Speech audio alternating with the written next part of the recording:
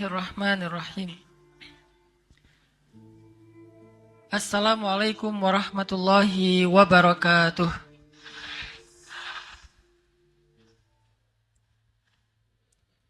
Alhamdulillahi rabbil alamin. Alhamdulillahilladzi bi ni'matihi tatimmus shalihat wa bi fadlihi tatanazzalul khairat wal barakat wa bi taufiqihi tatahaqqaqul maqasid wal ghayat. Asyhadu an la ilaha illallah wahdahu la syarikalah wa asyhadu anna Muhammadan abduhu wa rasuluhu la nabiyya ba'dah. Allahumma salli wa sallim wa barik ala sayyidina wa habibina wa nabiyyina Muhammad wa ala alihi wa ashabihi ajma'in. Rabbi syrah li sadri wa yassir li amri wahlul 'uqdatan min lisani yafqahu qawli. Yang kita muliakan dan kita hormati ibunda kita, Bunda Sinta Chandra Sakura. Yang mana ya? Oh, ada di ya. Oh, atas ya, masih ada tamu. Kemudian Bapak Fauzi Yunianto, owner dari Brownies Cinta. Kemudian Ibunda Sari, owner dari Hotel Taman Sari ini. Terima kasih, semoga setiap kebaikan yang kita dapetin sore hari ini akan mengalir pahala kepada setiap fasilitator kita. Ada juga di sini sahabat saya, Ustadz Irfan dari Solo, dari Wonosobo, yang sengaja datang untuk silaturahim, dan khususnya kepada seluruh peserta kajian muslimah Majelis Taklim Azkadina. Ya, Masya Allah. Semoga spirit perempuan, spirit ibu-ibu, spirit cewek-cewek, kalau di NU itu ada muslimah, ada fatayat. Kalau bahasa saya ibu-ibu dan cewek-cewek. Karena cewek itu masih muda. Kalau ibu-ibu sudah dewasa. Bukan tua, dewasa. Muda lawannya dewasa, bukan tua. Jadi spiritnya tetap muda terus. Dan biasanya segala sesuatu itu kalau udah campur tangan ibu-ibu itu udah beres. Banyak hal kalau perempuan udah ikut campur tangan, bukan jadi rumit, malah jadi mudah. Dan memang perempuan itu lebih kuat daripada laki-laki. Laki-laki itu kalau disuruh ngasuh anak sejam aja, itu udah ngeluh ya. Dia ngomongnya, saya capek kerja segala macam. Seolah-olah pekerjaannya di luar rumah itu lebih berat daripada tugas istri di rumah. Coba suruh balik. Perempuan sanggup kok kerja seharian di luar rumah. Tapi laki-laki nggak sanggup ngasuh anak walaupun cuman setengah hari di rumah. Pasti ngeluh tuh. Suruh gendong anak tuh. Gendong pakai 2 tangan, padahal tenaganya lebih kuat daripada perempuan. Tapi dia ngeluh. Sementara perempuan menggendongnya di dalam rahim, sampai nyesek, sampai susah berdiri, sakit tulang punggung, susah duduk, susah tidur, susah berbaring. Tapi alhamdulillah anaknya banyak ya. Nggak pernah kapok. Anak 1 trauma, akhirnya nggak mau hamil lagi. Nggak tuh. Ini menunjukkan bahwa perempuan itu emang kayaknya lebih kuat daripada laki-laki. Kuat apanya? Bukan kuat fisiknya. Kalau fisiknya memang fitrahnya laki-laki lebih kuat daripada perempuan. Tapi apa yang menjadikan perempuan lebih tangguh daripada laki-laki? Kuat cintanya. Cintanya sangat besar. Sehingga ketika kita bicara tentang keluarga yang penuh cinta, maka orang yang pertama yang harus kita ajak bicara itu adalah perempuan. Laki-laki nggak punya rahim, betul ya? Kan nggak ada laki-laki yang punya rahim. Yang punya rahim itu perempuan. Rahim itu bahasa Arab yang dipakai sama orang Indonesia. Dari kata rahmah. Rahmah itu artinya kasih sayang. Rahim artinya yang memiliki banyak kasih sayang. Kenapa kok kata rahim ini disematkan kepada perempuan? Karena memang yang punya kasih sayang yang besar itu adalah perempuan. Ibu,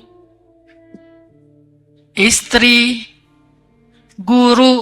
Guru itu, kalau ustazah atau guru yang perempuan, itu emang menangani murid atau santrinya beda sama guru yang laki-laki.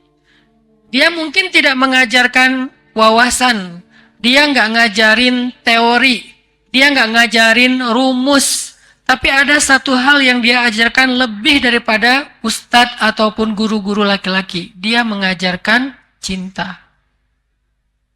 Itu juga yang menjadikan seorang ibu lebih berkesan di hati seorang anak daripada ayahnya, walaupun dua-duanya orang yang istimewa bagi anak. Tapi kenapa ibu ini berkesan sekali? Kalau udah ngomongin tentang ibu, semua orang itu terharu. Kalau udah mendoakan ibu, semua orang berkaca-kaca matanya. Kenapa? Karena dia punya sesuatu yang luar biasa yang Allah titipkan melalui dia, yaitu cinta. Sehingga kalau misalnya kita mau bicara tentang rumah tangga yang penuh rasa cinta, maka orang yang paling mampu membangun rumah tangga seperti itu adalah perempuan. Orang yang paling mampu mewujudkan rumah tangga yang penuh cinta itu nomor satu adalah perempuan. Laki-laki itu punya cinta, tetapi rasa tanggung jawabnya yang lebih besar. Kadang dengan tanggung jawab yang besar itu dia tidak mampu memberikan cinta yang besar. Kecuali cinta dalam diam.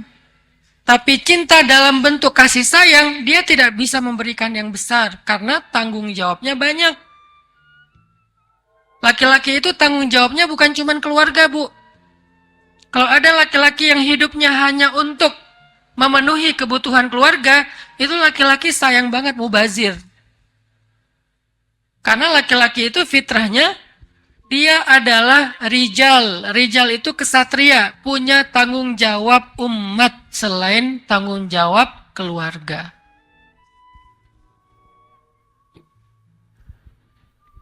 Jadi, lebih kecil nggak sih? Jelas nggak suaranya di belakang? Jelas. Jadi, ibu-ibu, laki-laki itu kenapa tidak bisa memberikan kasih sayang sebesar perempuan kepada keluarganya? Karena dia memiliki tanggung jawab yang lebih besar, tanggung jawab yang banyak. Bukan hanya bertanggung jawab untuk memenuhi kebutuhan keluarga, tapi laki-laki juga bertanggung jawab untuk mengangkat beban umat. Dia bukan hanya bekerja untuk meniti karir pribadi, dia harusnya menjadi salah satu di antara rohilah pengangkut beban umat. Ngurus dakwah, ngurus sosial, ngurus masyarakat, ngurus tetangga se-RT, RW, kampung, walaupun bukan ketua RT, RW. Tapi dia punya tanggung jawab itu sebagai laki-laki. Sehingga dengan sibuk dan banyaknya tanggung jawab laki-laki, dia sedikit waktu yang tersisa untuk keluarga. Makanya kurang akrab sama anak. Waktunya mungkin ada yang suami hanya weekend aja pulangnya. Saya berusaha sekali untuk punya quality time dengan anak-anak. Tapi karena banyaknya amanah dakwah yang harus saya jalankan, karena dakwah saya bukan cuma tablik, bukan cuma ceramah, lebih banyak lagi justru programming, membuat program. Meeting sana, meeting sini, evaluasi yang ini, monitoring yang itu, cek program yang di sini dan seterusnya. Sehingga waktu untuk keluarga itu sedikit. Kayak pekan ini saya udah keluar dari sejak Kamis pagi. Kemana? Ke Jakarta. Saya tinggal di Bandung, Bu. Dari Bandung saya ke Jakarta karena ada pertemuan dengan beberapa tokoh di Jakarta. Hari Kamis itu ada 3 pertemuan. Dari mulai siang, asar, isya. Bukan ceramah, meeting, bikin program. Beres malam sampai ke tempat nginep di Jakarta jam 11 malam. Subuh-subuh langsung ke Semarang, terbang dari Jakarta. Di Semarang, pagi-pagi ke dalamnya Habib Umar Al-Mutahhar. Kemudian habis Jumatan ke Habib Muhammad Al-Mutahhar. Kemudian malamnya, maghribnya ke Gus Riyad Ahmad. Dan terus sampai hari ini, artinya memang tanggung jawab di luar rumah itu banyak. Sehingga sesekali saya ada di rumah, saya biasanya nemenin anak laki-laki saya yang mau berangkat ke sekolah, mandi. Kemudian makan, saya temenin di meja makan sambil ngobrol. Walaupun saya punya driver, kalau saya lagi di Bandung, saya nyetir berangkat sekolah, saya anterin ke sekolah. Tapi nggak sering kayak gitu, paling seminggu sekali. Karena lebih banyaknya amanah-amanah yang lain. Lalu siapa yang bisa memenuhi kebutuhan keluarga ketika seorang laki-laki tidak mampu memenuhinya? Perempuan. Siapa yang bisa mengisi ruang-ruang kosong di dalam relung hati anak-anak ketika dia merasakan kekosongan dari ayahnya? Perempuan, ibunya. Makanya perempuan ini adalah tonggaknya keluarga. Jadi kalau mau melihat peradaban satu umat, pertama lihatlah keluarga mereka. Jadi bukan masyarakat. Masyarakat itu adalah kolektifnya keluarga. Masyarakat terkecil dalam satu peradaban itu namanya al-usrah atau keluarga. Itu masyarakat terkecil dalam satu peradaban. Sehingga kalau kita mau melihat peradaban secara utuh atau masyarakat secara utuh, maka lihatlah bagaimana keadaan keluarga mereka. Dan kekuatan ataupun tiangnya keluarga adalah ibu, istri, perempuan. Itu tiangnya keluarga. Sehingga kalau perempuan ini lebih sibuk TikTokan, kalau perempuan ini lebih concern tentang skincare, dia update banget gitu info tentang skincare yang terbaru ya. Salah nggak? Nggak salah. Tapi sekonsen itu nggak dia tentang kebutuhan keluarga yang lainnya. Pendidikan anak, kasih sayang kepada suami. Tapi kan Ustaz, skincare bagian dari kasih sayang ke suami. Bagus kalau niatnya ke sana. Tapi jujur nggak, kalau setiap suami mau pulang kita dandan dulu. Dandan kok Ustaz? Pakai apa? Daster? Lebih dandan mana kita ketika mau ketemu suami sama pengen keluar rumah? Kalau mau jujur, lebih dandan keluar rumah. Lebih atraktif mana kita fit call sama suami atau di depan kamera TikTok? Pernah nggak kita ngirim foto kita yang udah dikasih banyak filter ke suami? Udah diedit matanya segala macam, filter sampai berlapis-lapis. Sampai pas dilihat sama suami, mah ini avatar siapa?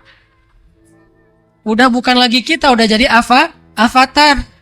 Karena pakai AI, pakai teknologi filter, diedit sana sini, kirim ke suami. Seperti orang ngirim fotonya dan diposting di sosmed. Jadi kalau perempuan, kalau istri, kalau ibu lebih sibuk dengan dunia sosmed, dunia maya daripada keluarganya, berarti tiangnya ini bengkok. Atau tiangnya ini rapuh, atau tiangnya ini tidak tegak berdiri untuk menopang keluarganya, karena dia lebih sibuk dengan di luar rumahnya daripada di dalam rumahnya. Memang dia fisiknya ada di rumah, tetapi sinyalnya keluar. Ada di grup aja di handphone sampai 20. Kebayang nggak sibuknya setiap hari dengan grup yang 20? Di Telegram ada 10, di WA ada 20, udah gitu di grup semuanya aktif. Setiap detik bunyi ting ting ting ting ting ting terus saja. Saking banyaknya chat di grup. Belum lagi nanti yang baper-baperan. Chat nggak di replay, nggak rame, akhirnya baper, left group. Left dari luar tapi masih kepo. Di grup lagi ngomongin apa sih? Padahal tadi dia yang left tapi masih kepo. Udah gitu, ya udah kita bikin grup baru aja yuk. Bikin grup baru. Tadinya grupnya 10 orang, akhirnya jadi 2 grup. 5-5. Pecah lagi jadi 4 grup. 2-2. Pecah lagi jadi 10 grup. Dia admin, dia member. Apa yang ingin saya sampaikan? Itulah kesibukan perempuan hari ini. Itulah kesibukan perempuan hari ini. Sibuk dengan grup, sibuk dengan TikTok, sibuk dengan IG, sibuk dengan skincare. Walaupun semua kesibukan itu adalah hukumnya mubah, boleh, nggak ada yang larang. Itu karena semuanya bagian dari muamalat. Muamalat itu hukum dasarnya ibahah, boleh-boleh aja. Tapi begitu yang mubah ini justru lebih banyak mudaratnya. Akhirnya anaknya jarang dipegang, jarang diajak ngobrol, jarang ditatap matanya ketika bicara karena menatap handphone. Maka yang mubah ini menjadi makruh. Bahkan cenderung ketika dia justru memunculkan mudarat yang lebih, membuka aurat, joget di depan kamera, jadi ikut-ikutan pargoy, ikut war ticket, nggak dapat Coldplay, beli yang Aldi Taher. Maka mudaratnya lebih besar. Itulah kenapa banyak keluarga akhirnya generasi yang lahir dari keluarga itu lemah. Padahal keluarga itu madrasah pertamanya para generasi loh. Keluarga itu madrasah pertama. Kita kadang nyalahin sekolah nih kurikulum nggak benar, nyalahin Kementerian Pendidikan, bla bla bla, ribut aja di sosmed. Padahal sekolah yang paling utama bagi anak itu bukan di madrasah di luar, madrasah di rumah itulah sekolah. Kita mungkin nggak bikin homeschooling. Kalau anak saya 2 homeschooling. Yang satu SMP, tahun ini mau masuk SMA, yang satu lagi SMA. Yang mau masuk SMA, tahun ini SMP kelas 3, berarti dia masuk kelas 1 SMA tahun ini. Karena saya bingung sekolahnya yang sesuai dengan minat dia, akhirnya saya bikin sekolah. Namanya 20 Mind Sociopreneur High School. Saya bikin sekolah social entrepreneur. Kenapa namanya 20 Mind? Karena targetnya success before 20. Dia bisa jadi CEO, jadi pengusaha yang hafiz Al-Quran sebelum usia 20 tahun. Dan itu bisa, mudah. Jadi di sekolah kita itu, kita seleksi yang anak-anaknya jiwanya itu out of the box. Nggak mau yang mainstream, nggak mau. Pengennya yang aneh-aneh. Justru kita kumpulin banyak orang aneh, ngumpul nih orang aneh, jadilah sekolah aneh. Namanya sekolah 20 Mind, gratis. Pas anak saya TK, mau masuk SD, bingung nih SD yang sesuai dengan ini, idealisme saya apa? Bikinlah sekolah SD. Namanya Sekolah Rimba Indonesia. Kenapa saya bikin Sekolah Rimba Indonesia? Karena saya ngerasa sekolah anak SD itu bagusnya emang di alam. Kasihan dia kalau di dalam ruangan terus, capek, stres. Mending dia main aja. Dan main itu bagian dari pendidikan dia di fase itu. Karena saya si Bolang dari Aceh. Di depan rumah saya laut, di belakang rumah saya gunung, di antaranya sungai. Habis tuh alam kita explore, dan itulah pendidikan terbaik. Hasilnya apa? Mentality. Nggak gampang nyerah, nggak gampang baper, tangguh dalam menghadapi ujian masalah hidup. Kenapa? Karena hidupnya tadi dengan challenge yang ada di alam, explore. Mentalnya, karakternya, hard skillnya, life skillnya. Kita dari kecil itu udah manjat pohon kelapa, metik. Karena pohon kelapa wakaf, kalau di Aceh tuh banyak di pinggir pantai itu pohon kelapanya kebun wakaf. Siapapun boleh ngambil. Kita panjat, metik, kupasnya pakai apa? Pakai gigi. Alhamdulillah sampai sekarang saya nggak pernah sakit gigi. Nggak pernah. Saya nggak tahu rasanya sakit gigi itu gimana. Orang bilang sakit gigi, Ustaz sakit. Sakit gigi. Alhamdulillah nggak pernah sakit gigi. Kenapa? Waktu kecil tuh permen kita itu daun sirih jajanannya. Sama mama dikunyah dulu sama emak saya, kunyah karena masih bayi, kunyah terus dikasih. Jadi selain daun sirih itu ada zat-zat yang sangat baik dari mulut ibu saya. Dan sekarang kan udah mulai populer lagi ya di tahnik kan, anak bayi itu sama orang tuanya. Tahnik itu bukan hanya pas pertama doang, ternyata di tradisi nenek moyang kita di tahniknya ya orang tuanya yang ngunyah daun sirih terus dikasih ke anaknya. Terus pas udah agak lebih gede dikit saya makan sendiri daun sirih dengan pinang, karena di Aceh tuh banyak buah pinang ya.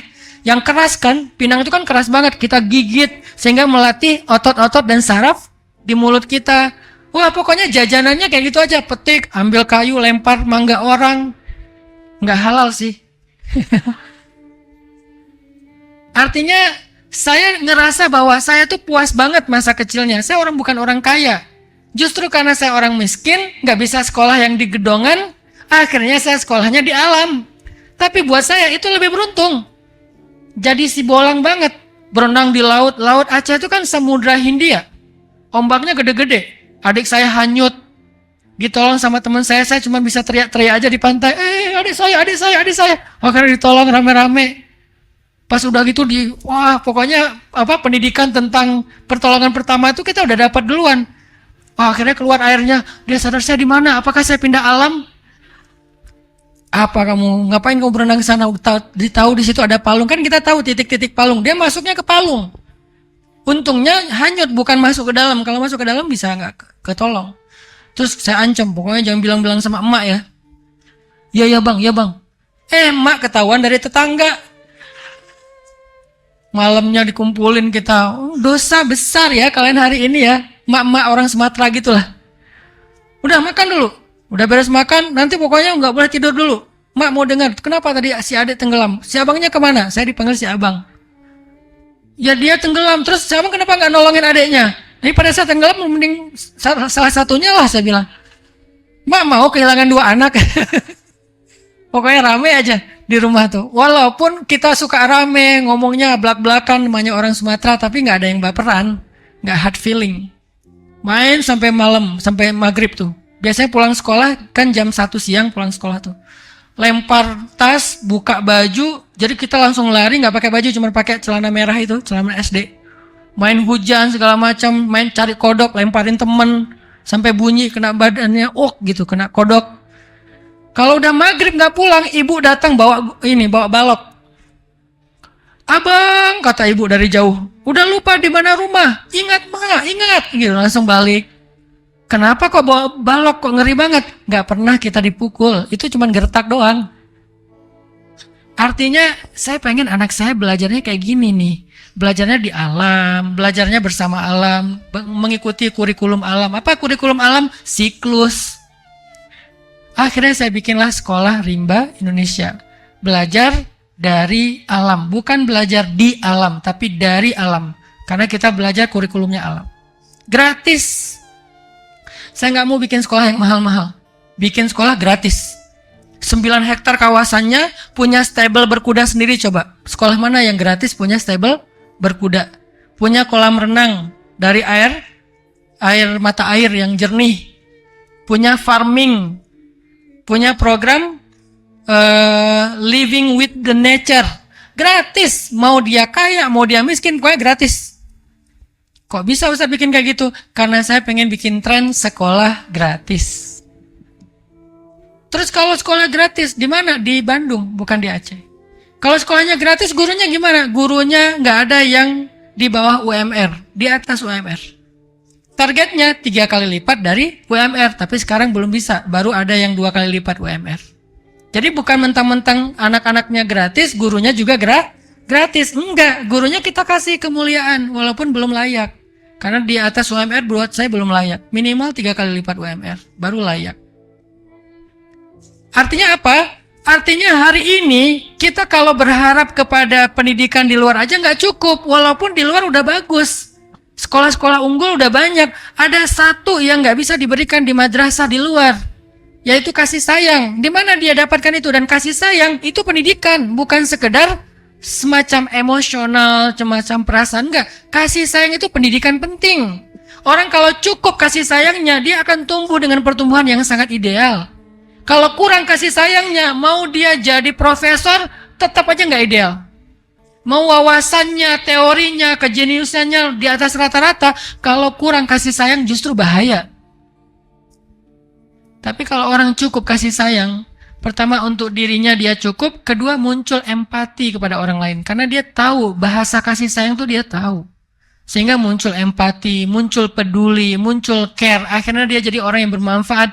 Itu tuh bukan karena dia tahu teori, tapi dia ngerasain. Jadi sejak kapan untuk jadi orang bermanfaat itu harus punya gelar?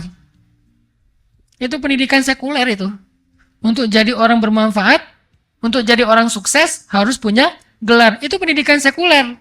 Tapi kalau gitu nggak penting gelar, penting. Tapi nggak ada yang lebih penting daripada kasih sayang yang membangun karakter dasarnya seseorang. Itu yang menentukan seseorang sukses apa enggak.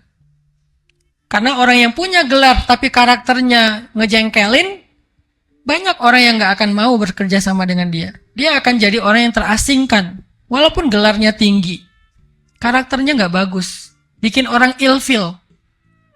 Dan itu banyak seperti itu juga. Gelarnya tinggi, ijazahnya luar biasa, ilmunya banyak. Tapi karena orangnya nggak bisa bergaul dengan bahasa kasih sayang, nggak humble, apapun yang dia lakukan itu nggak mendatangkan manfaat, malah mendatangkan mudarat. Jangankan di dunia karir, dalam dakwah sekalipun kayak gitu, ibu-ibu. Orang dakwah nih, ustadz, doktor, profesor, syekh, apa misalnya gelar apa akademik agamanya. Kalau akhlaknya nggak humble, dakwahnya nggak dengan kasih sayang, dakwahnya justru maki-maki orang, menjatuhkan orang lain, menghina orang lain, menyalah-nyalahkan orang lain, itu dakwahnya bukan malah menyambung ukhuwah, malah merusak ukhuwah. Akhirnya terjadi lagi keriuhan, terjadi lagi polemik di antara tubuh umat. Kenapa? Kayaknya karakter dan kurangnya kasih sayang dalam masa pertumbuhannya. Maka madrasah yang nomor 1 terpenting bagi pertumbuhan seorang anak itu adalah keluarga. Dan keluarga itu murabbi atau mentor atau mursyid atau guru yang paling berpengaruh dalam pendidikan madrasah keluarga itu adalah ibu, istri, perempuan. Kalau orang tua, kalau ayah gimana? Kalau ayah itu kepala sekolah. Dia nggak terjun langsung ke dalam pendidikan. Dia hanya memanage pendidikan, memprogram pendidikan, kepala sekolah. Sesekali doang dia ketemu sama muridnya. Tapi seringnya yang daily-nya adalah ibu yang menjadi wali kelas guru bagi anak di dalam madrasah keluarga. Itulah kenapa ketika Allah mau ngasih kita contoh generasi yang baik, Allah nggak ngomongin sekolah, tapi Allah ngomongin keluarga. Siapa generasi terbaik itu? Sayyidah Maryam. Sayyidah Maryam itu seorang anak perempuan yang paling hebat, yang paling sempurna, yang pernah ada di muka bumi. 4 di antara perempuan sempurna. Ada Khadijah, ada Fatimah, ada Maryam, ada Asiyah. Ketika Allah bicara tentang pertumbuhan Maryam itu, Allah bicara apa? Allah bicara keluarga yang kita kenal dengan nama keluarga Imron. Jadi nama surat Ali Imron. Ternyata pertumbuhan Sayyidah Maryam itu karena dia tumbuh dari keluarga yang paling ideal, yaitu keluarga Imron. Fataqabbalaha rabbuha biqabulin hasanin wa ambataha nabatan hasana. Lalu Maryam tumbuh dengan pertumbuhan yang baik. Bagaimana Maryam tumbuh dengan pertumbuhan yang baik? Nomor 1, dia tumbuh dari keluarga yang baik. Keluarga Imron, ayah yang solih, ibu yang solihah. Kurang solihah apa istri Imron? Istri Imron itu adik kakak sama istri Nabi Zakaria. Kalau di kita itu kayak keluarga kiai. Kalau ini lebih tinggi, keluarga Nabi. Jadi terah keluarganya itu memang orang-orang baik semua. Sehingga istrinya Imron itu bisa dikatakan adalah iparnya Nabi Zakaria. Karena adik kakak dengan istrinya Nabi Zakaria. Keluarga soleh-solehah semua. Atau kalau kita bicara tentang Nabiullah Ishak dan Nabiullah Ismail. Nabiullah Ishak dan Ismail adalah dua anak muda yang tumbuh dengan pertumbuhan yang sangat baik. Tahukah kita rahasianya apa? Keluarga.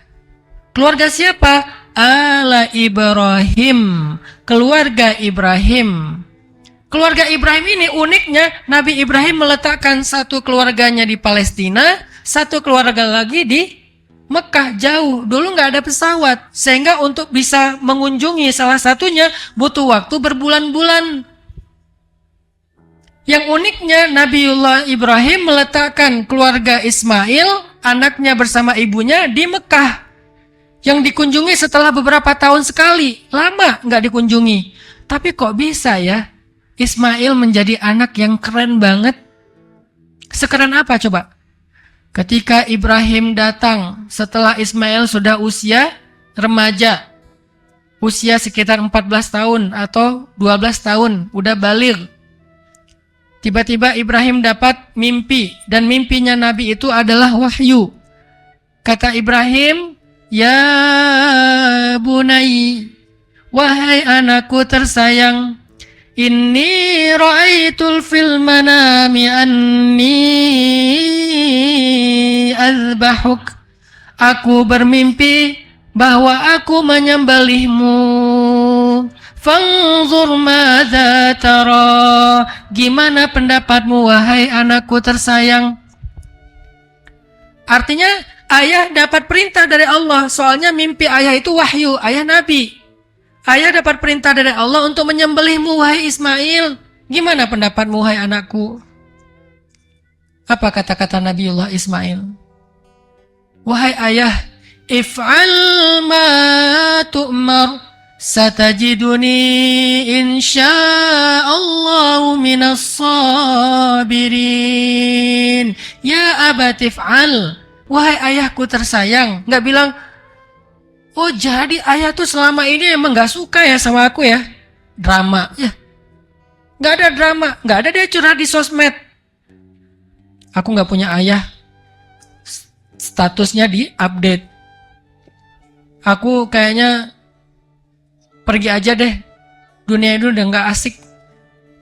Gak, dia curhat-curhat di sosmed. Dia bilang, ya abati, wahai ayahku tersayang. Mau disembelih masih bilang tersayang coba. Padahal selama ini bertahun-tahun ayahnya gak ada di dekat dia. Sekali-kalinya datang mau nyembelih.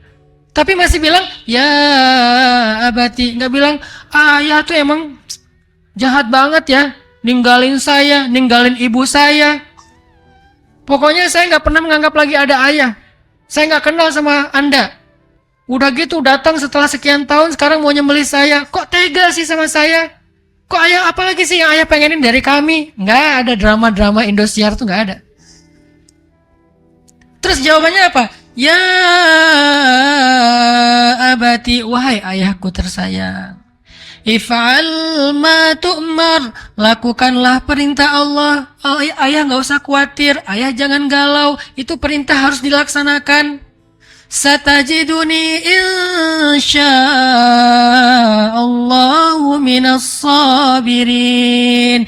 Ayah nggak usah khawatirin aku. Ayah nggak usah pikirkan aku.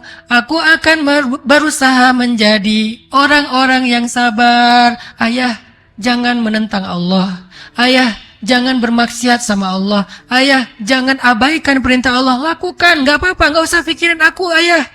Pikirin aja perintah Allah, aku akan bersabar. Kok bisa anak kayak gini? Kok bisa ada anak umur 12 tahun udah bijak banget kayak Ismail? Kok bisa? Apakah itu hasil pendidikan ayahnya? Secara langsung enggak?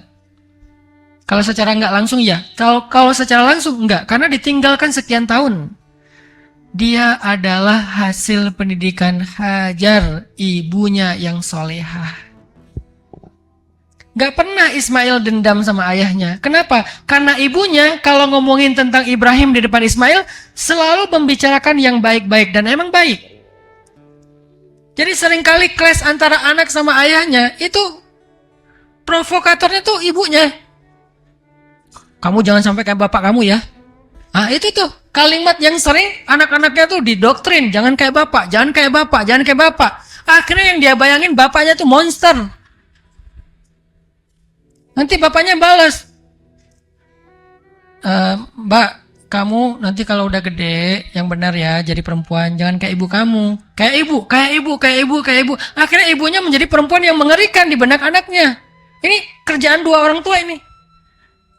Sedangkan Sayyidah Hajar, kalau bicara tentang Ibrahim di depan Ismail, pasti yang baik-baik. Ayah kamu itu seorang nabi, dia itu Khalilullah, dia itu kekasih Allah, dia itu taat banget, dia itu soleh banget, dia bertanggung jawab, dia nggak ninggalin kita nak, jangan pernah kamu berpikir ayah ninggalin kita, itu perintah Allah, ayah tuh nggak tega aslinya, tapi ayah itu harus menjalankan amanah dari Allah. Karena dia seorang nabi. Diceritain, dibela Ibrahim di depan Ismail. Sehingga yang terbayang tentang sosok ayah bagi Ismail adalah ayah yang ideal.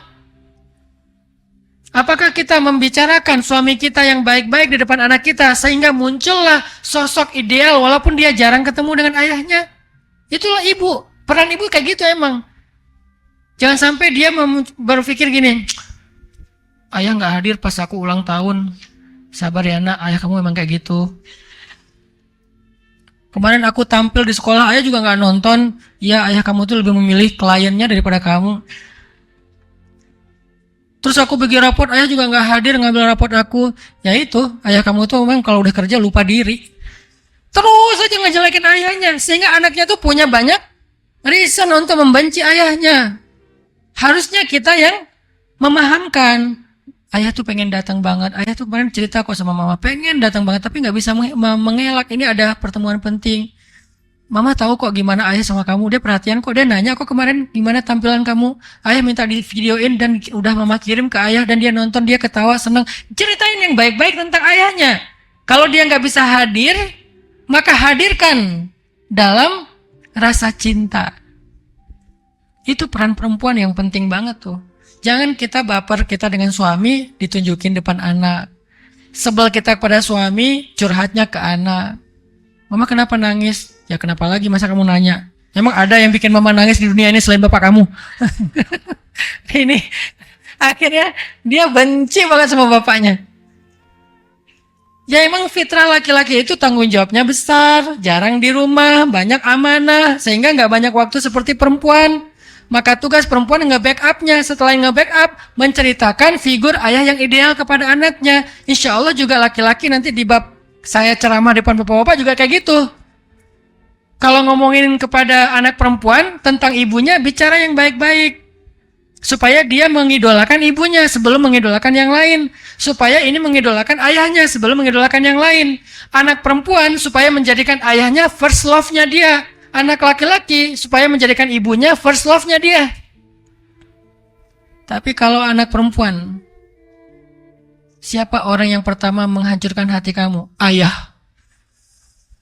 Anak laki-laki, kapan kamu pertama kecewa? Aku kecewa sama ibu. Berarti kehancuran hidupnya dimulai dari rumah. Makanya ketika kita bicara tentang Ismail, kok nggak dendam ya Ismail sama Ibrahim? Padahal ditinggal sekian tahun loh. Malah bukan hanya nggak dendam, baik banget sama Ibrahim. Ketika Ibrahim datang mau nyembelih, dia malah sabar. Dia malah meminta ayahnya untuk tegar. Dia yang bilang ke ayahnya supaya tegar. Kok bisa? Oh ternyata itu semua hasil perjuangan Sayyidah Hajar untuk menjelaskan atau membangun sosok ayah imajinatif kepada Ismail tentang Ibrahim alaihissalam. Nanti coba ibu-ibu perhatikan di dalam Al-Quran surat Ali Imran ayat 33 dan 34. Surat Ali Imran, surat keluarga Imran ayat 33 dan 34. Allah berfirman, Bismillahirrahmanirrahim. Inna Allah astafa Adam wa Nuhan wa ala Ibrahim وآل إبراهيم وآل عمران على العالمين ذرية بعضها من بعض والله سميع عليم.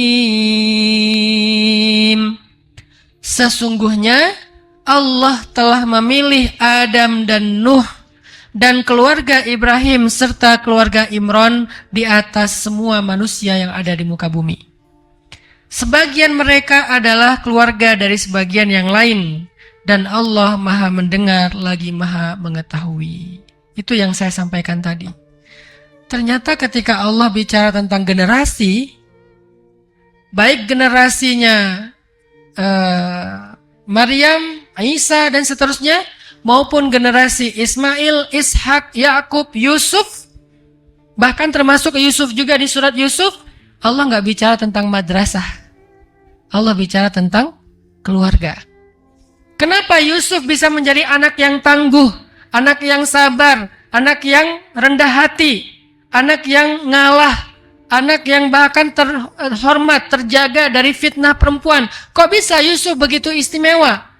Karena dia mendapatkan kasih sayang yang sangat besar dari ayahnya Yakub alaihissalam.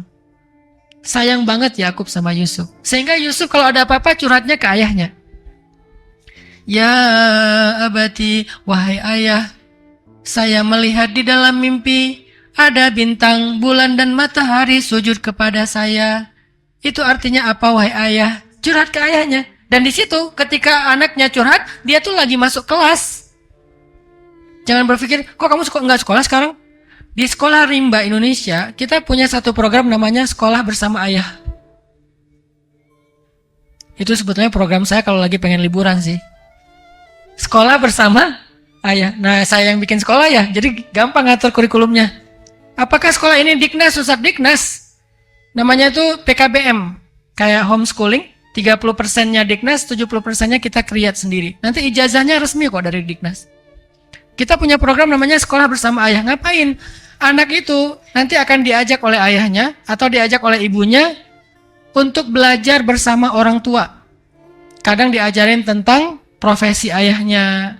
Karena saya seorang konten kreator, karena saya seorang influencer, saya seorang selebgram, akhirnya saya ngajak Yahya, kemarin pas lagi ada kesempatan jalan ke Jepang, saya ngajarin Yahya cara ngevlog. Bang, nih bang cara ngambil angle bang. Nih bang cara ngedit bang. Nih bang cara bikin reportase. Akhirnya dia bikin vlog yang ketika pulang dari Jepang, sebetulnya saya yang ngedit sih. Dia cuma belajar aja jadi kayak mentinya saya. Semuanya saya ngambil video, saya yang ngebrief dia, bang ngomong gini bang. Oh nggak gitu bang, ulang lagi bang. Sampai 3, 4, 5 kali ngetek, dia sabar. Lalu saya edit, selesai itu dia presentasi. Belajar public speaking, dia presentasi di depan keluarga dulu di rumah. Udah beres di keluarga, latihan, nanti presentasi di depan guru dan teman-temannya. Aku ke Jepang gini-gini, nih video aku yang gini-gini. Akhirnya dia dapat sebuah skill. Dan itu nggak diajarkan di dalam kelas, itu diajarkan oleh ayahnya sebagai mentornya. Nanti yang ayahnya dokter, ajak anaknya untuk praktek. Ngajarin tentang humanity, tentang empati. Nah, nggak semua orang sanggup bayar. Jadi kalau kita punya keahlian, punya kelebihan, jangan semuanya dihitung. Ini ada nih yang datang nanti sebentar lagi, ini pasien mereka kurang mampu. Tapi kita berikan mereka yang terbaik juga. Diagnosa yang terbaik, resep dan obat yang terbaik. Jangan mentang-mentang nggak bayar, asal-asalan. Diajarin tuh anaknya duduk di meja bapaknya yang dokter. Akhirnya pulang-pulang dia presentasi gimana pengalaman jadi dokter sehari, praktek bersama ayah. Itu program penting banget loh. Makanya dalam beberapa bulan sekali kita punya program Sekolah Bersama Ayah. Atau sekolah bersama ibu. Saya pernah tuh program sekolah bersama ayah tuh, saya lagi ngecat pagar rumah. Jadi saya minta izin ke guru dan waktunya nggak ditentukan kapan masing-masing orang tua tuh punya jatah 3 bulan sekali lah. Sehingga mereka yang nentuin jadwalnya. Saya minta ke guru, hari ini Yahya nggak usah sekolah ya. Kenapa Ustadz? Karena Yahya pengen sekolah bersama ayah. Oh iya ya Ustadz. Akhirnya kita bikin konten untuk laporan kayak jurnal gitu. Kegiatannya apa? Ngecat pagar rumah. Karena pagar rumah saya itu sering kena air, hujan, jadi rusak, ganti kayunya dicat. Kita cari kayu dulu sama Yahya. Terus saya siapin kayunya, yang berat-berat saya ngerjain, yang ringan-ringan dia yang ngerjain, ngecat, ngalusin, ngedempul. Udah gitu dia yang megang, saya yang paluin. Sampai beres seharian udah selesai. Di situ ada bonding, di situ ada hikmah, di situ ada hard skill, di situ ada banyak hal yang dia dapatkan. Itu yang disebut dengan pendidikan keluarga. Karena saya nggak bisa setiap hari, ya sesekali saya ada di rumah, kita bikin program. Atau anak perempuan, saya ajak panjat tebing. Karena saya pengen semua anak saya tuh punya hobi olahraga. Nggak boleh dia nggak punya hobi olahraga. Harus hobi olahraga. Karena olahraga itu penting buat mental. Penting buat tubuh dia. Endorfin, bla bla bla. Nggak gampang stres. Nggak gampang bosan. Ya, harus keringet. Kalau anak laki-laki olahraganya, kalau yang paling kecil Ertuğrul tuh olahraganya adalah reok Ponorogo. Terserah dia deh. Dek, kamu mau apa sih? Beliin aku ini, Bah. Dia manggilnya Baba. Beliin aku kostum reok.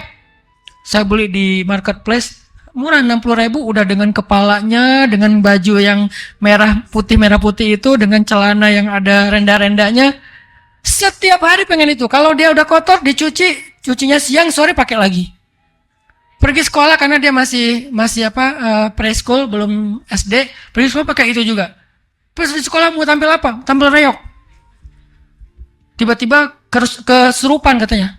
Sampai kesurupan. Dia guling-guling di tanah. Saya, Dek, kamu ngapain?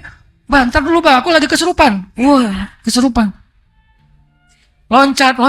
Pokoknya olahraga terserah. Terus anak perempuan yang Mutia. Saya tanya, Mutia mau apa? Mau belajar apa? Apa ya? Kadang-kadang kan anak-anak kan harus diarahin ya, nggak tahu olahraga apa. Ya udah yuk ikut ayah kita belajar climbing aja. Akhirnya dia jadi member climbing. Karena dia orangnya agak banyak pertimbangan. Jadi biar agak berani tuh kasih climbing. Walaupun kadang-kadang harus dicontohin dulu, bapaknya yang disuruh naik. Ya saya ya udahlah naik-naik aja lah sebisa-bisa saya. Akhirnya posting, oh bagus ya. Akhirnya climbing. Yang satu lagi senangnya berkuda.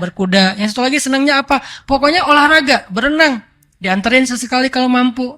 Itu pendidikan yang bisa diberikan oleh ayah, ibu yang lebih berat dari itu. Ayah tuh merasa penting banget, malah nggak penting sih sebetulnya. Ngajak main, ya, ngajak project. Cuman tetap ada sesuatu yang jadi membangun behavior mereka, membangun karakter mereka. Banyak hal yang terbangun lewat pendidikan ayah. Tapi tetap aja ibu. Kadang-kadang dia sebel sama ayahnya, kadang-kadang dia capek, ayahnya kadang-kadang suka maksa, namanya cowok gitu kan. Ibunya yang ngedorong. Ayo kamu bisa nak, dan seterusnya. Bukan, Mas udah tuh Mas kasihan anaknya. Jangan malah berdebat depan. Akhirnya yang satu belain anak, yang satu malah semangatin anak. Akhirnya tarik-tarikan anak, anaknya stres. Ya, jangan berdebat di depan anak.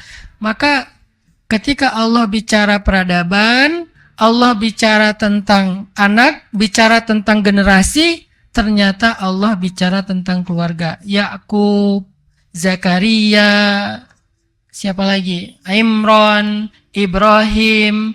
Semua bicara peradaban dan masyarakat, generasi-generasi terbaik. Selalu yang dibahas itu keluarga. Ayahnya, ibunya, ayahnya, ibunya. Maka semoga kita di sini bisa menjadi tiangnya peradaban. Yang kedua, yang terakhir adalah lalu bagaimana antara kita dengan pasangan? Tadi kita bicara tentang generasi, anak, seterusnya. Karena sebetulnya nggak akan baik kondisi pertumbuhan anak kita kalau suami istri itu tidak berkasih sayang. Kalau suami nggak berkasih sayang kepada istri dan sebaliknya, anak juga nggak akan mendapatkan kasih sayang yang utuh. Indonesia sekarang sedang mengalami krisis rumah tangga. Angka perceraian sangat tinggi di Indonesia. Mungkin cerai itu gampang kali sekarang. Ya, dengan bercerai mungkin dia lebih mudah untuk punya pilihan-pilihan yang lain dan seterusnya. Sangat tinggi. Ada yang viral, ada yang nggak viral. Yang nggak viral lebih banyak daripada yang viral. Di tempat istri saya tuh di Bojonegoro. Tahun 2022, dalam 1 tahun sekian ribu kasus perceraian. Kalau dibagi per hari itu lebih daripada 30 kasus perceraian. Itu kabupaten. Setiap hari ada 30 janda baru dan duda baru. Bukan janda mana ya, bukan ya? Nggak pakai nada Melayu itu ya. Kayaknya itu lagu juga muncul karena banyaknya fenomena perceraian. Akhirnya muncul lagu, kan lagu itu kan menyikapi fenomena ya. Berarti kita sedang mengalami krisis keluarga. Tingkat perceraiannya tinggi di Indonesia. Dan makin kesini tuh makin nambah, makin tinggi. Bukan makin turun, makin tinggi. Lalu dengan kondisi seperti ini, gimana kita berharap anak akan mendapatkan cinta yang utuh, kemudian tumbuh dengan pertumbuhan yang baik? Sulit. Walaupun bukan berarti nggak mungkin. Kalau yang Allah takdirkan memang sudah mungkin jadi single parent, ayah atau ibu, la tayasu, jangan putus asa. Karena sebaik-baik yang mendidik itu adalah Allah, titipkan kepada Allah. Tapi dalam ikhtiar manusia, tetap aja nggak akan seideal kalau keduanya masih utuh dan harmonis. Maka salah satu yang harus jadi energi kita berkasih sayang kepada pasangan, lihat anak kita. Yang membuat kita tegar dan sabar ketika ada masalah dengan pasangan, lihat anak kita. Jangan cuma pertimbangan ego sendiri. Kalau ego sendiri, dikit ada masalah, udahlah, kita jalan sendiri-sendiri aja. Aku unfollow ya. Suami istri unfollow. Kalau kita mempertimbangkan ego pribadi. Tapi kalau kita ngelihat anak, kayaknya kita, ya udah deh, ini bukan tentang saya, ini bukan demi saya, ini demi anak-anak. Lebih sabar, lebih tangguh, lebih tabah. Demi anak-anak. Nanti aja kalau saya mau benar-benar udah gak kuat lagi, tunggu anak-anak gede. Anak-anak gede, nikah, punya cucu. Ini mah demi cucu. Ya, karena biasanya kata orang, saya karena belum punya cucu, gak tahu benar apa enggak nih. Kata orang, lebih sayang cucu daripada anak. Benar gak Bu, ibu yang udah punya cucu? Katanya lebih sayang cucu daripada anak. Oh, berarti ada lagi alasan kita bertahan, cucu. Saya nggak mau cepat-cepat anak nikah biar nggak jadi kakek. Kata Aisyah, "Bah, aku boleh nggak nikah habis lulus SMA?" Berarti tahun depan dong, Kak. Jangan dong. Ntar Bapak dipanggilnya apa dong? Abah. Abah Hanan gitu kan. Nggak mau Nanti aja kamu nikahnya umur 40 tahun. Itu bercandaan kami di rumah. Kita kan suka gojlok-gojlokan aja di rumah. Artinya harus cari alasan kenapa kita bertahan. Dan salah satu alasan itu anak. Kasihan loh anak-anak itu kalau orang tuanya terlalu egois mempertahankan nyaman dan gak nyamannya. Hidup kalau cari nyaman memang gak ada nyamannya. Emangnya setelah sendiri kita jadi lebih nyaman? Enggak juga. Tapi minimal kita gak disakiti Ustadz. Gak disakiti oleh dia, disakiti oleh yang lain. Atau minimal disakiti oleh keadaan di mana kita semakin sulit karena sendiri. Bertahan deh, usahakan bertahan. Kecuali benar-benar udah gak bisa lagi. Itu udah benar-benar nggak ada alasan lagi untuk kita bertahan. Tapi kalau masih bisa bertahan. Dan jangan berputus asa terhadap keajaiban. Bisa aja dia berubah kok. Bukankah hati manusia itu Allah yang bolak-balikkan? Berarti tirakatnya kuatin lagi, puasanya kencengin lagi, tahajudnya kencengin lagi, berangkat umroh. Saya tahun kemarin 2022 akhir sampai 2023 itu kayaknya rekor saya umroh paling sering, 2 bulan sekali umroh. Kenapa? Saya lagi punya hajat. Ustadz, kok tega banget sih? Bukan itu hajatnya. Ada usah mau kawin lagi kok umrah sampai 3 kali. Bukan, hajat saya, hajat dakwah. Saya merasa butuh lebih banyak support dakwah untuk anak muda. Butuh orang yang bisa membantu saya dalam dakwah dan menangani anak muda. Saya nggak doain yang lain-lain di dalam raudhah. Saya cuma doa ini. Ya Allah, beri saya petunjuk dalam dakwah. Pertemukan saya dengan orang soleh. Bulan Desember 2022 saya umroh. Februari saya umroh lagi. April kemarin Ramadan saya umroh lagi. Pulang dari umroh yang bolak-balik itu, karena hajatnya adalah, tirakatnya adalah pengen dapat solusi dalam dakwah. Akhirnya singkat cerita, saya bertemu Yai Marzuki di Malang. Kemudian saya menjadi murid beliau, kemudian saya bergabung dalam Madrasah Nahdlatul Ulama. Akhirnya Allah banyak mudahkan jalan-jalan dakwah. Itu hajatnya. Jadi kalau kita punya hajat, jangan putus asa. tirakatnya kencengin. Kenapa kita berputus asa dari keajaiban yang ada di sisi Allah? Suami saya kayaknya Ustaz udah nggak mungkin lagi berubah. Emang suami kita Fir'aun? Kan bukan Fir'aun. Orang Asia aja sabar dengan Fir'aun. Sementara suami kita bukan Fir'aun. Mas Fir, bukan Fir'aun, Firman. Namanya Firman, bukan Fir'aun.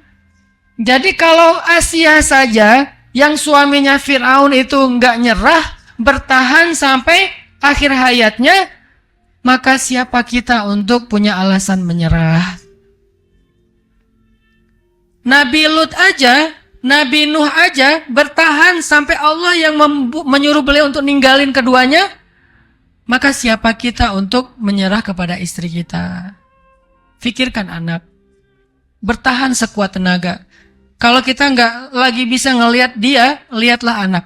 Setiap lihat dia sebel, setiap lihat dia sakit hati, setiap lihat dia marah, setiap lihat dia kecewa, setiap lihat dia teringat lagi pengkhianatan, kebayang semua kejahatannya. Jangan lihat. Terus siapa yang dilihat? Lihat anak. Kalau lihat anak mirip bapaknya soalnya. Kau ingat juga.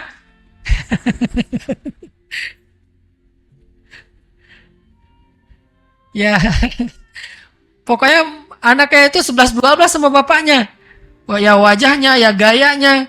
Jadi sebel saya. Ya udah lihat anak yang nomor 2. Anak nomor 2 perempuan, mirip mantan bapaknya Ustadz. Wah, ini rumah tangga apa gitu kan? Kok berat sekali ujiannya. Lihat anak. Insya Allah kalau lihat anak kita lebih sabar. Muncul lagi rasa sayang. Tapi jangan lihat anak selamanya ya. Ini hanya untuk sedikit menenangkan kita, menghealing hati kita. Nanti kalau udah reda, udah nyaman, kembali lagi melihat pasangan. Nah, jadi cara supaya kita berkasih sayang dengan pasangan, pertama lihat anak. Pertimbangkan anak, dan mereka harus jadi pertimbangan nomor 1 dalam hubungan kita. Kalau belum punya anak Ustadz, apa pertimbangan kita Ustadz? Bagaimana kita berkasih sayang dengan pasangan Ustadz? Berkasih sayanglah dengan fondasi iman, bukan emosi. Karena cinta bisa spiritnya iman, bisa spiritnya perasaan. Cinta itu kan sebuah perasaan ya. Bisa muncul karena ego atau emosional, bisa muncul karena iman. Dua-duanya cinta. Cinta karena iman, cinta karena emosi. Kalau cinta karena emosi itu sangat rapuh. Rapuh banget. Cemburu dikit, rame. Kecewa dikit, rame. Kurang dikit apa yang diharapkan, rame. Kita WA, lama dibaca, rame. Udah dibaca tapi nggak dibales, rame. Udah dibales typing tapi nggak jadi ngirim, rame. Dia online beberapa kali tapi kok nggak pernah ngechat kita, rame. Kita miss call, kita telepon malah di reject. Mungkin aja lagi meeting, memang dia kaget soalnya tiba-tiba muncul suara dering, dia reject langsung, dia tolak, rame. Wah, nggak bener nih kayaknya. Sering pulang malam, rame. Istrinya di rumah tidur duluan, suaminya rame.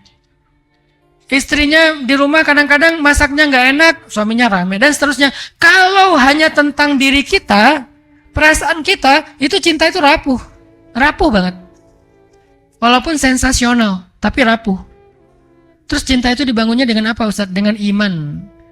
Gimana membangun cinta dengan iman? Saya mencintai dia karena Allah. Allah yang nyuruh saya mencintai dia. Allah yang nyuruh saya untuk berkasih sayang kepada dia. Sehingga cinta saya kepada dia adalah ibadah. Bukan sekedar seru-seruan, tapi ibadah. Allah yang nyuruh saya mencintai dia. Semakin cinta, semakin bertambah pahala. Sehingga kalau kita mencintai seseorang, mencintai pasangan kita karena iman, karena Allah, nanti ketika ada masalah, kita yang kita pegang itu Allah, bukan orangnya. Ketika ada masalah, kita kembalinya kepada Allah. Gimana cara ketika ada masalah kembali kepada Allah? Kalau kita saling mencintai karena Allah, Bu, biasanya masalah itu muncul gara-gara hubungan kita dengan Allah itu renggang. Biasanya kayak gitu. Kalau kita mencintai pasangan karena emosi, biasanya masalahnya tuh gara-gara ego. Kalau masalahnya gara-gara ego, susah nyari jalan temunya, sama-sama ego, nggak mau mendekat. Tapi kalau mencintai karena Allah, kalau ada masalah, pasti penyebabnya kerenggangan hubungan kita dengan Allah. Sehingga kalau kita misalnya mau menyelesaikan masalah kita, caranya gampang, perbaiki aja hubungan kita dengan Allah. Nanti Allah akan ilhamkan lagi cinta di dalam hati keduanya. Ada hadis, man aslaha ma bainahu wa bainallah aslahallah ma bainahu wa bainan nas. Siapa yang memperbaiki hubungan antara dia dengan Allah, Allah perbaiki hubungan antara dia dengan manusia. Manusia ini pasangan dimulainya. Sehingga kalau kita punya masalah dengan seseorang, dengan pasangan, hal pertama yang kita lakukan adalah perbaiki dulu hubungan kita dengan Allah. Nanti Allah yang akan perbaiki hubungan kita dengan pasangan. Kalau cinta dan hubungan kita dibangun atas iman. Dibangun atas iman. Gimana dibangun atas iman? Kalau kita lagi romantis, ajak ngaji bareng. Ajak taklim bareng. Ajak sholat sunnah bareng. Saling ingatin tentang zikir. Itu romantisnya kita itu dalam ketaatan. Sehingga ketika misalnya dia semakin dekat sama Allah, semakin yakin sama Allah, semakin berpihak dan bergantung sama Allah, ketika ada masalah, Allah yang akan beresin hubungan kita. Siapa contohnya, Bu? Nabi pernah menceraikan Hafsah. Nanti ibu-ibu bisa baca cerita ini di dalam Asbabun Nuzul, ayat pertama surat cerai. Apa Al-Quran surat cerai? Surat At-Talaq. Kalau bahasa anak muda, surat diputusin. Surat At-Talaq. Kenapa kok ada surat cerai di dalam Al-Quran? Saking Allah terlibat pengen supaya kita nggak cerai. Kasusnya apa? Ayat pertamanya, Nabi mentalak Hafsah, istri Nabi yang berasal dari anaknya Umar bin Khattab. Emang ada masalah apa, Ustaz? Jangan kepo. Gak ada masalah, karena Nabi itu gak bikin salah. Istrinya juga bukan perempuan yang jahat. Dua-duanya soleh-solehah. Kok bisa cerai sih, Ustaz? Ya namanya rumah tangga. Memang kayak gitu, harus ada kayak gitu biar kita bisa punya contoh. Contoh bercerai, bukan contoh bertahan. Karena mereka gak jadi cerai nanti akhirnya. Bukan contoh bercerai, contoh bertahan. Nabi itu kan contoh.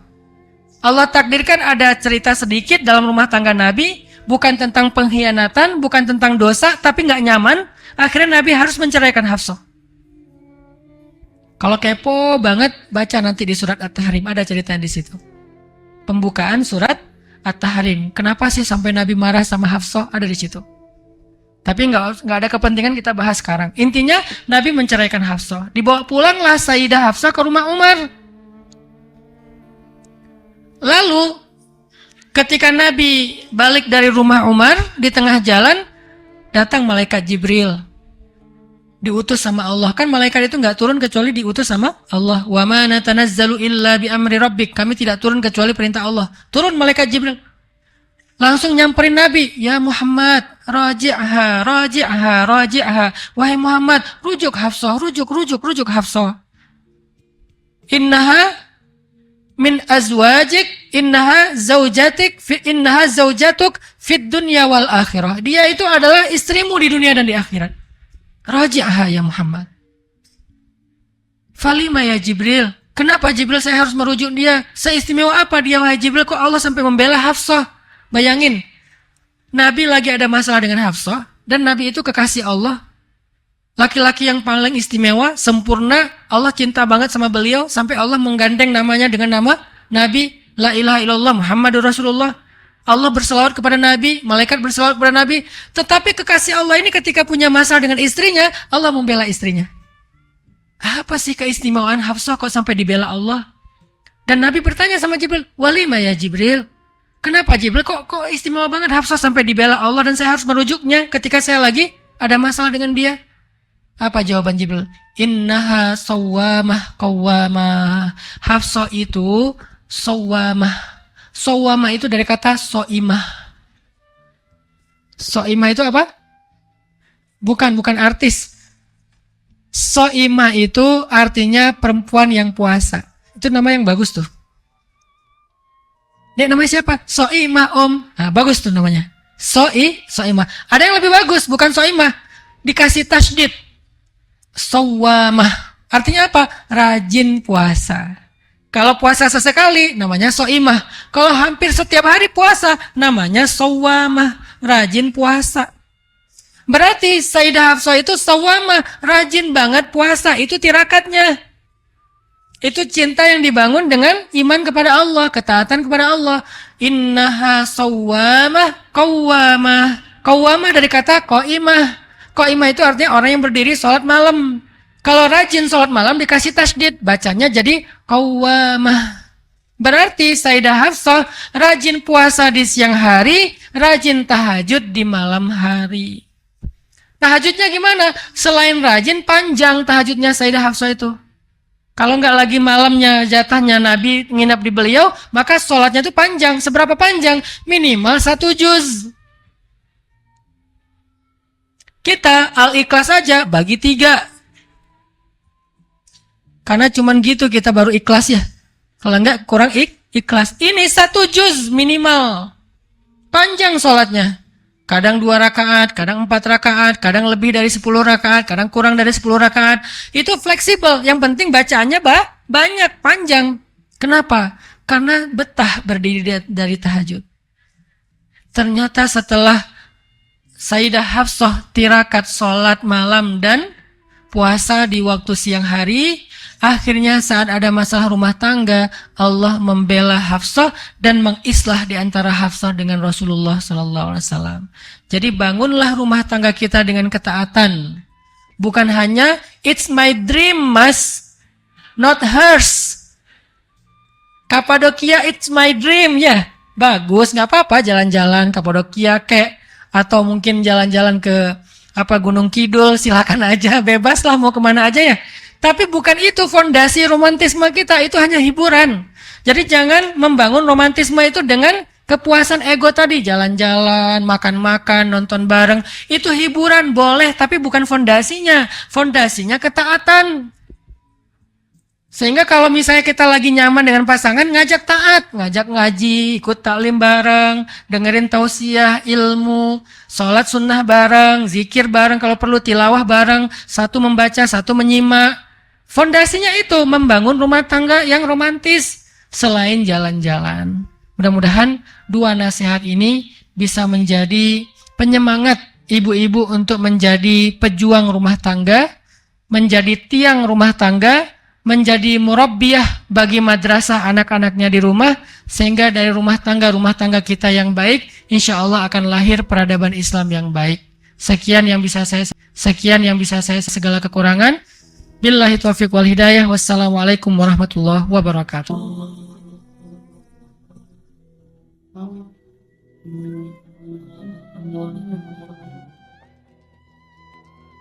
Orang gak bakalan kecewa kalau bersandar kepada Allah. Itu gak bakalan. Bahkan kita bisa bilang mustahil. Mustahil seseorang itu kecewa gara-gara berpegang, bersandar, menyerahkan dirinya kepada Allah. Itu mustahil. Bukan seperti itu sunnatullah. Karena siapapun yang berserah diri kepada Allah, maka dia telah berpegang kepada tali yang paling kokoh. وَمَنْ يُسْلِمْ وَجْهَهُ إِلَى اللَّهِ وَمَنْ يُسْلِمْ وَجْهَهُ إِلَى اللَّهِ وَهُوَ مُحْسِنٌ فَقَدِ اسْتَمْسَكَ بِالْعُرْوَةِ الْوُثْقَى وَإِلَى اللَّهِ عَاقِبَةُ الْأُمُورِ. Siapa yang menyerahkan dirinya kepada Allah dan dia senantiasa berbuat baik, maka sesungguhnya dia telah berpegang kepada tali yang paling kokoh, dan kepada Allah segala urusan dikembalikan. Jadi nggak ada orang yang kecewa kalau dia berpegang kepada Allah. Masalah apapun, masalah rezeki, masalah jodoh, terutama yang kedua. Kalau kita bergantung kepada Allah dalam urusan jodoh, maka insya Allah kita nggak akan kecewa. Mak comblang yang paling baik itu adalah Allah. Kalau mak comblangnya ustadz, kadang-kadang ngecewain. Ustadz, ini CV saya. Oh ya, kriteria yang kamu cari seperti apa? Saya emang gak susah-susah Ustadz, standar-standar aja. Ya standar yang gimana? Yang tingginya 180, yang kulitnya bening, sampai kalau minum kelihatan airnya ngalir, transparan.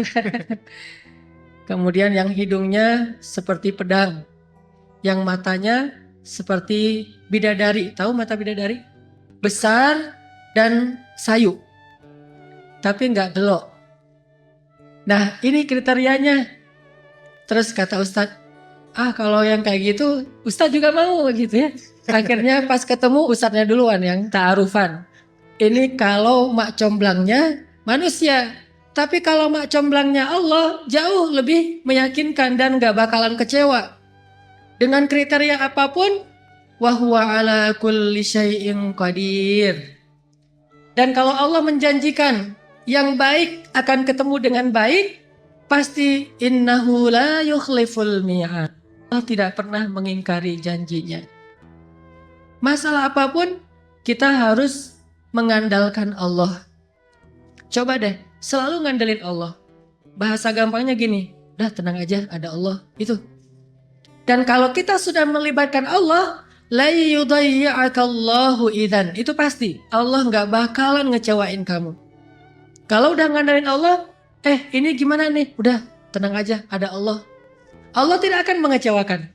Salah satu kalimat udah tenang aja, ada Allah adalah la tahzan, innallaha ma'ana. Kalau kita ada teman lagi galau gitu, terus kita bilang, la tahzan, innallaha ma'ana. Kalau bahasa kita, woles bro, tenang aja, ada Allah. Santai bro, karena ada Allah. Itu bahasa Arabnya, la tahzan, innallaha ma'ana. Andalin Allah dalam masalah kita. Ada masalah apapun, serahin aja sama Allah. Bismillah, la haula wala quwata illa billah. Bahkan kadang-kadang hanya dengan berzikir, la haula wala quwata illa billah, Allah kasih keajaiban yang luar biasa. Karena setelah seseorang bersandar kepada Allah, la yudayya'anallahu idzan. Pasti Allah nggak akan ngecewain. Pasti Allah nggak akan ngecewain.